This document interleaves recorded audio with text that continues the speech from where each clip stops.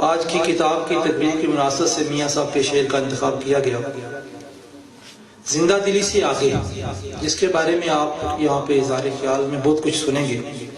چودھری محمد ہارون کی تصنیف ہے۔ زندہ دلی سے آگے اس شاہکار کا مطالعہ کیا تو بے ساختہ کہنے کو جی چاہتا ہے۔ یقیناً ہارون صاحب نے اپنے اندر کے انسان کو پہچان لیا ہے اور اس کی معرفت سے یہ بات کہتے ہیں، کہنے میں حق بجانب ہوں کہ ہارون صاحب دور حاضر کے ہی نہیں بلکہ آنے والے دور کے بلند فکر باعث انسان ہیں۔ آج ہم جس کتاب کو زیر بحث لا رہے ہیں اس کے بارے میں میرا پہلا اور توانا تاثر یہ ہے کہ جس نے یہ کتاب نہیں پڑھی وہ ضرور پڑھے۔ جس نے ایک بار پڑھی ہے دوسری بار ضرور پڑھے۔ جس نے یہ کتاب پڑھی ہے، دیکھی، اس نے تعریف کی ہے، اور اس کا مطلب یہ ہوا کہ یہ کتاب بہت زیادہ مفید اور مثبت کتاب ہے۔ گردانی کی تھوڑا سا دیکھا اس کو تو مجھے چند چیزیں بڑی اچھی لگی اور یوں لگا مجھے کہ یہ کتاب مجھے جینے کا ہنر سکھانے جا رہی ہے۔ تو یہ کتاب زندہ دلی اور زندہ دلی سے آگے، چونکہ زندہ دلی سے آگے اگلا مرحلہ ہے تو میں اسی کا ذکر کر رہا ہوں۔ یہ کتاب ہمیں باہر سے اندر لاتی ہے۔ ہمیں یہ جتنا جھمیلا ہم نے تعلیم اور علم کا یا کتابوں کا کھڑا کر رکھا ہے، جھمیلا ہے، ان سے ہٹ کے یہ کتاب ہمیں باہر سے اندر لاتی ہے، چونکہ سب سے بڑا سمندر انسان کا، انسان کی ذات ہے۔ یہ کتاب انسان کی خفتہ اور خوابیدہ صلاحیتوں کا پتہ دے کر انہیں بیدار کرنے اور کام میں لانے کا ڈھنگ بتاتی ہے۔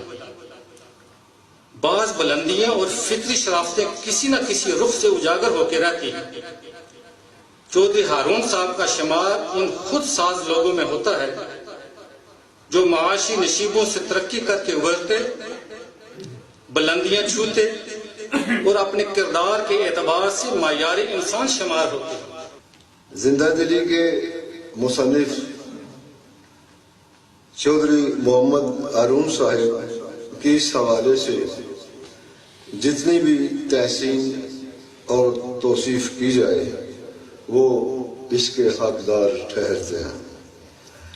ہارون صاحب کی یہ تصنیف جینے کا حوصلہ بڑھاتی ہے، جد و جہد کا کرینہ اور سلیقہ عطا کرتی ہے۔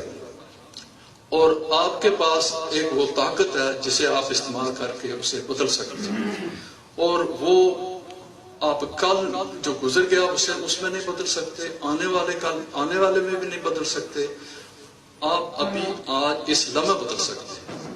اس لیے میں ریکمینڈ کرتا ہوں کہ آپ جب کتاب لیں اور 7 دن پڑھیں تو اس میں یہی فلسفہ ہے کہ اب اور یہاں کا راز جانیں۔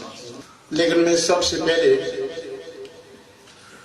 ہارون صاحب کو، اہل میر پر کو مبارکباد دینا چاہتا ہوں کہ ہارون صاحب نے عام خیالات سے ہٹ کر، عام ہمارے جو موضوع ہوتے ہیں کتابوں سے، ان سے بالکل الگ الگ ایک ایسے موضوع کے اوپر بہت ہی محنت اور کریزی سے اپنے خیالات، سوچ، فکر، تجسس، شعور، تحت الشعور، لا شعور کو استعمال کر کے ہمارے سامنے جو ایک خزینہ پیش کیا ہے، یہ ان کا بہت بڑا احسان بھی ہے اور ہمارے علم کی دولت میں اضافہ بھی ہے۔